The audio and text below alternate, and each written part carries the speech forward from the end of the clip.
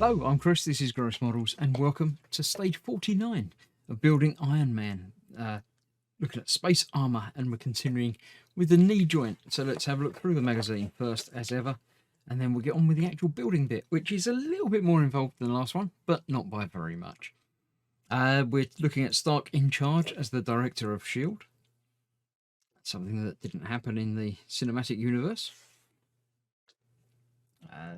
Return of the Mandarin. Sort of either going on or coming apart, I don't know. It lets a neoplasm come in contact with his body. You're going to get bored with me saying I don't understand what's going on, but it's all good stuff. The build itself we shall do momentarily. We're basically putting the little bits onto the knee joint that we've already done. I'll be doing it slightly differently to that because I think it's going to be easier doing it my way. But this is starting off the right knee, or continuing the right knee.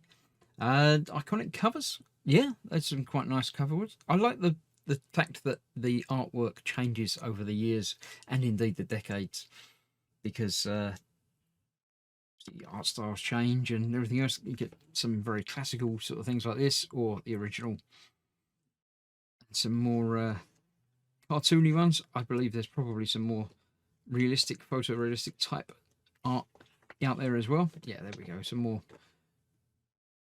styles, all very cool. Alternative issues, they want to sell more comics, so they put an alternate cover on it. Space armor, there we go, that's what we're talking about. It's got a big jet engine on the back of it. Fair enough, all good. That's that. So as it says, the next issue is a special about the Marvel Civil War film, and Spider-Man. Okay, I don't know. Apparently we're also going to be doing some building of the Iron Man armor, but they're not going to talk to us about that. So let's move everything out of the way and bring in the parts that we're going to be building at the moment. This time we are bringing back in the part that we did last time, and the other metal bracket that basically goes, get it that way around, it goes on there like that. Now this is the part that I did have to add some oil to on the other knee to make work, because that, even holding it gently, is not turning.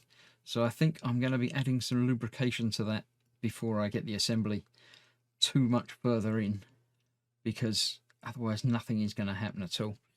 Basically what we're doing, we're putting that on there, the spring is going on the top of that, and this will then basically ultimately go over the top of that, which holds it all in place and lets it all move.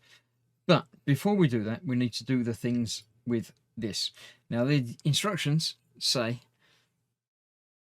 to take one of these little self-adhesive tabs, little double-sided tape pads, and it is on that one. I can get rid of, put that in my storage tray to add it to that. But I'm going to do it differently to that. I'm going to add it to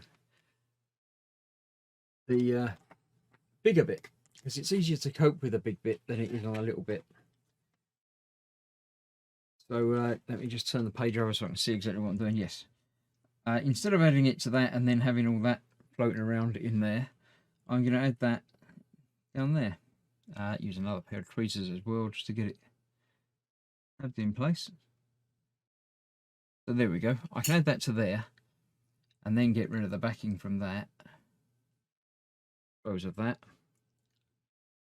And then that gets added to there. Holds that in place like that. I think that's easier than trying to do it all tiny fiddly things in the fingers. So that is that. That's the build complete for this issue. I shall put that aside for next time, or for keeping just in case. As I say, that is going to fit over there.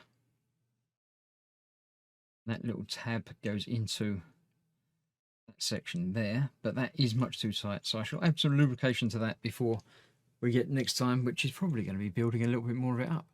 So thank you very much for watching. Stay safe. I shall see you soon. Bye for now.